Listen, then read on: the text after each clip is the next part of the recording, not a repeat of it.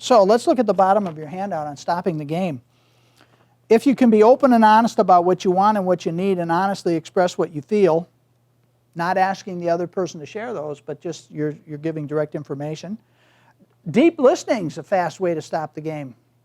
Just stop doing the next action in the game and deeply listen instead. Take responsibility for yourself and let others take responsibility for themselves. So one of the ways to get out of, if you feel like you're in a drama triangle game, you could do this thing, and we talked about this once before in here, where you put the situation up at the top that you're dealing with, and then you make two columns, things I control and things I don't control. And you don't control the other person. Remember, you control your viewing and your doing, you don't control theirs. So any of the energy that you're putting over on this side of the sheet is wasted. It usually ends up escalating the situation, but it doesn't get you what you really want. You want to bring all your energy back to this side. So you're controlling yourself, not trying to control the other person. Stop focusing on somebody else as the problem or the solution. That gives away all your power. Love yourself. Then you don't need anybody to be any particular way for you. And another simple way that I talk about it is if you can offer back a healthy process in the face of the unhealthy process, which your 4-year-old granddaughter did. She was still feeling you were a persecutor, but she started to apologize. Well, there can be incentives, right? Okay. So I had a father-son in therapy, and this was, I was familiar with this model way back then, but this was really, I was not helping this relationship. So the kid was in a lot of trouble. He was on probation. The father felt like his kid was spinning out of control and was unmanageable, and they had not had any conversation in the last 6 months that didn't lead to them yelling and screaming or fighting or whatever, and so they hardly were talking. And then every time we tried to talk about anything in the therapy session, it just went to judgment, blame, counter blame, blah, attack, blah, blah, blah. And so I'm thinking, man, this is a total disaster.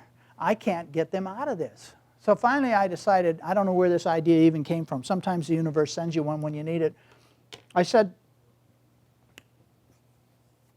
I just stated what is. What we're doing here is not helping. It's just making the situation worse. We need to figure out how to do something different. So they both go, duh, yeah. Okay, so then I go and I turn to the father and I say, because I figure he's got more maturity and he should have more ability than his teenage son to do this. And I say, so I'd like us to try something. Would you both be willing? Mm-hmm. Didn't know if they would or not. And then I turn to the father and I say, what I'd like you to do is I'd like you to continue to talk to your son. But I'd like you to refrain from telling him anything you've said to him in the last year and from telling him anything he already knows. But I'd like you to keep talking to your son. So now what's going to happen? See, I'm getting to open, honest, direct communication here, maybe. All right, there's a long, long silence. The kid is feeling a little cocky because Dad's on the hot seat. And he figures, well, Dad's not going to get out of this one, so he was getting ready, you know. And then finally, Dad's looking at his son, and I can see that he's holding back tears.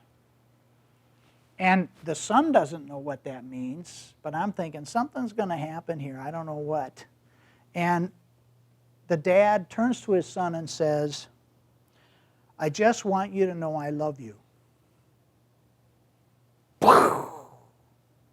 We broke through all the crap. That one sentence. That's a little bit like, I'm sorry I was wrong. What can I do to make it different, right?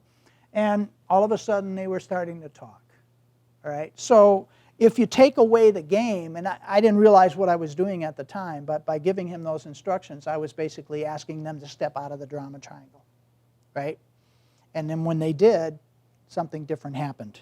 So it can be, the reason I like to teach this model is this is, for me, the fastest way to know that you're in a destructive interaction with another person, a dysfunctional interaction that's never going to get either one of you what you really want. And I got to tell you, the tragedy of my life story is I have spent an awful lot of my life in the drama triangle. I mean, I learned how to do it when I was a kid. And if you're the youngest, I was the youngest in my family, oh, you can get all kinds of stuff as the youngest kid that the oldest kid can't get, you know. And so you learn a lot of games. And then I learned a really tragic game, which was how to get what I wanted without ever asking for it, so that I never had to take the risk of being turned down. I would just kind of manipulate. Do I have any good manipulators here besides me that, you know, you would work on doing that? So that's the problem with doing the drama triangle.